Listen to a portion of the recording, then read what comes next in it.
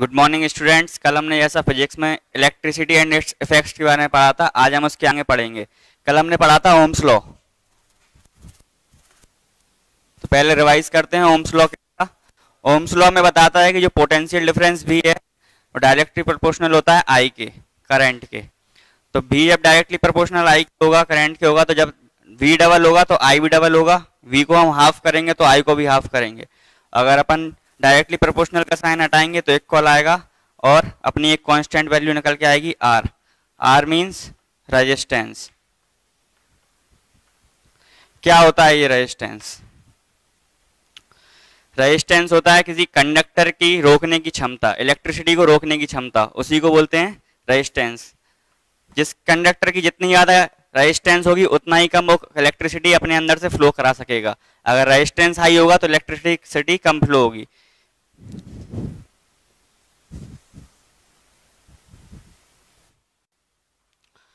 तो अब हम पढ़ेंगे रेजिस्टेंस अपना किन किन फैक्टर्स पर डिपेंड करता है। तो रेजिस्टेंस अपना डिपेंड करता है nature of material,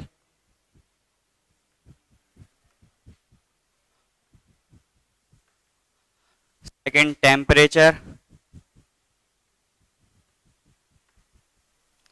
third length of the conductor और fourth area of cross section of the conductor.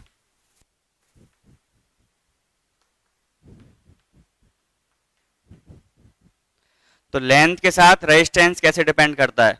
Length का अगर रेजिस्टेंस की बात करें तो ये डायरेक्टली प्रोपोर्शनल टू होता है लेंथ।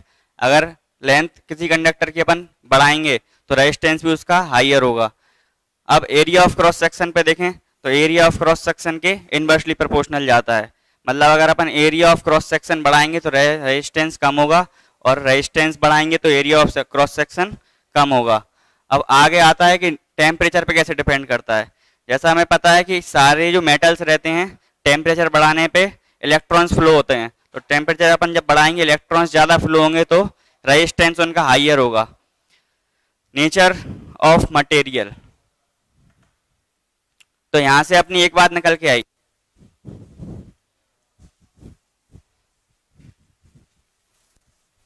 जब रेजिस्टेंस लेंथ के है, इनवर्सली प्रोपोर्शनल ए के है, तो अगर अपन ये डायरेक्टली प्रोपोर्शनल का साइन हटाएंगे तो इक्वल आएगा और एक कांस्टेंट वैल्यू आएगी रो। इसको बोलते हैं रो। ये होती है अपनी रेजिस्टिविटी। ये कांस्टेंट वैल्यू है रेजिस्टिविटी। ये डिपेंड, अगर अब आगे देखें, अगर अपन एक वायर लें जिसकी लेंथ 1 मीटर है, area of cross section 1 metre square है, तो रेजिस्टेंस इक्वल टू रो हो जाएगा। जैसे रेजिस्टेंस अगर अपन किसी वायर का निकालें तो जब लेंथ अपन 1 मीटर लेंगे, area of cross section 1 metre लेंगे, तो रेजिस्टेंस इक्वल टू रो हो जाएगा। तो यहाँ पे हमने देखा था resistance equal to rho L upon A. तो अगर अपन रो रेजिस्टिविटी की बात करें तो ये एल ऊपर, ए ऊपर चला जाएगा, आर ए अपॉन एल। अगर रो की ऐसा यूनिट निकालें तो ऐसा यूनिट क्या होगी? रेजिस्टेंस की ओम, ऑफ क्रॉस सेक्शन की मीटर स्क्वायर और लेंथ की मीटर। मीटर से मीटर स्क्वायर कैंसिल होगा तो ऊपर बचेगा मीटर। तो इसकी जो ऐसा यूनिट आ गई है ओम मीटर, या इसको ओम मीटर ऐसे भी लिख सकते हैं। अब आगे अपन पढ़ेंगे कि रेजिस्टिविटी के हिसाब से, रेजिस्टिविटी के अकॉर्डिंग कैसे कंडक्टर्स को क्लासिफाइड किया जाता है। तो सबसे पहले मेटल्स हैव हाई रेजिस्टिविटी, जिनकी रेजिस्टिविटी हाई होगी उनको क्या बोलेंगे?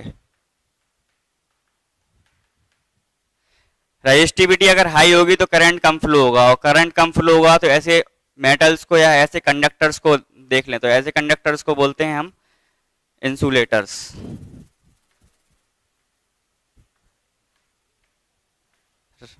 रेजिस्टिविटी बहुत हाई हो जाएगी तो करंट फ्लो नहीं करा पाएगा, इसलिए हम इसको इंसुलेटर्स बोलते हैं। इंसुलेटर्स में क्या क्या आता है, जैसे एग्जांपल लें तो इंसुलेटर्स में वुड, प्लास्टिक, रबर, ये चीजें जो अपने अंदर से करंट बहुत कम फ्लो कराती हैं, नेग्लिजिबल मान के चलते हैं। अब आता है, अभी हाई रेजिस्टिविटी पड़ा, अब थोड़ा मॉडरेट पे आते हैं।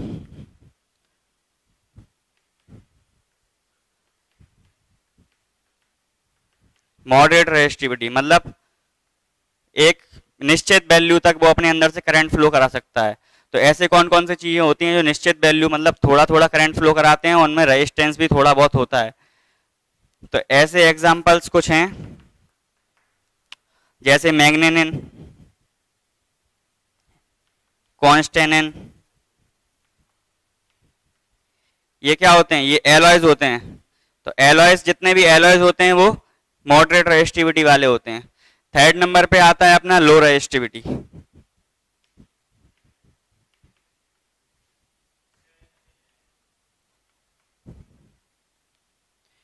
लो रेजिस्टिविटी में क्या क्या आता है, लो रेजिस्टिविटी मतलब रेजिस्टिविटी लो होगी तो रेजिस्टेंस भी लो होगा, मतलब करंट हाइयर जाएगा। तो इनमें सब सारे कंडक्टर्स आ जाते हैं, सारे कंडक्टर्स आ जाएंगे, सारे मेटल्स आ जाएंगे इनमें।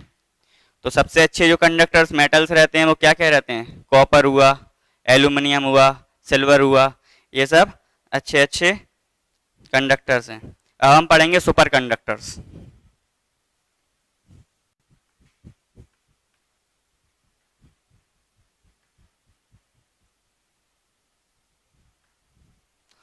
क्या होते हैं सुपर कंडक्टर्स? कंडक्टर्स की बात की है हमने अभी, तो कंडक्टर्स क्या होते हैं, लो रेजिस्टिविटी वाले, जो भी अपने एलिमेंट्स रहते हैं, जो भी अपने अप्लायंस बोल दो। तो सुपर कंडक्टर्स मान लें अगर बहुत तेजी में करंट फ्लो करा रहे हैं, मतलब इनमें रेजिस्टिविटी बहुत नेग्लिजिबल है। जब रेजिस्टिविटी बिल्कुल नेग्लिजिबल होगी तो उनको क्या बोलेंगे, सुपर कंडक्टर। सुपर कंडक्टर आगे हम पढ़ेंगे कि अपने जो रेजिस्टेंसेस रहते हैं उनको कॉम्बिनेशन क्यों किया जाता है। जैसे अगर कॉम्बिनेशन ऑफ रेजिस्टेंस की बात करें,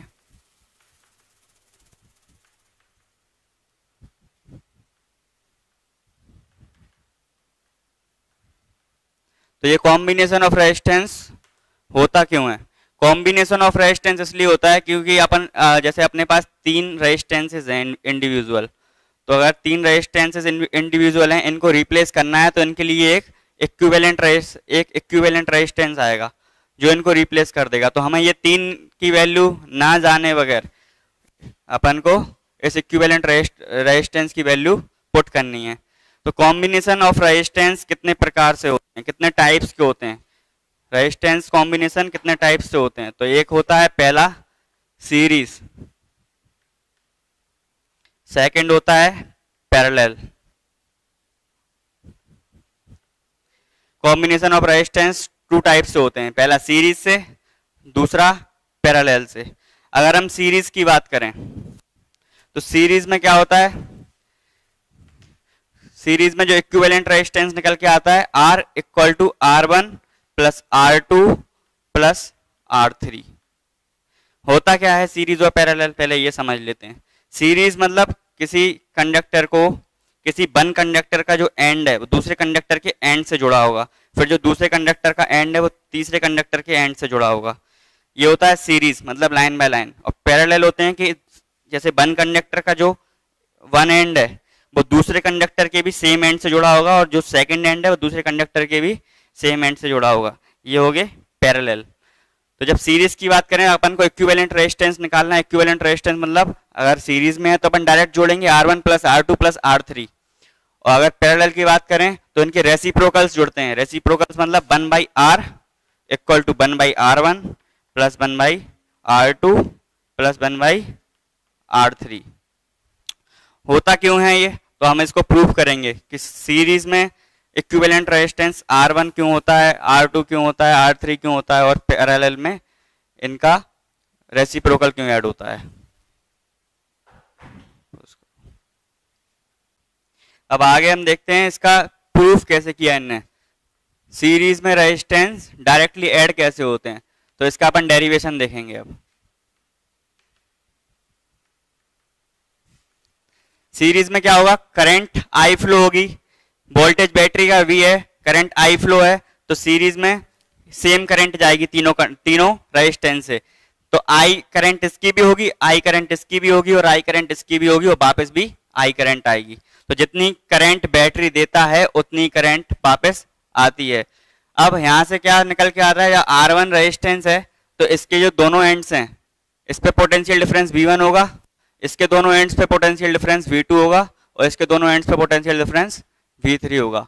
ओम्स लॉ पे क्या पढ़ा था हमने कि V equal to I R. Potential difference यहाँ पे क्या हो रहा है, डिवाइड हो रहा है।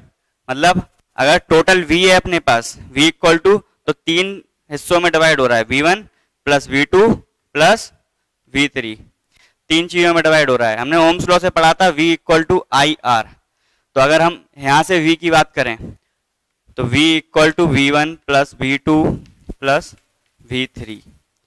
अगर इस V की बात करें तो आई आर, क्योंकि करंट सेम है।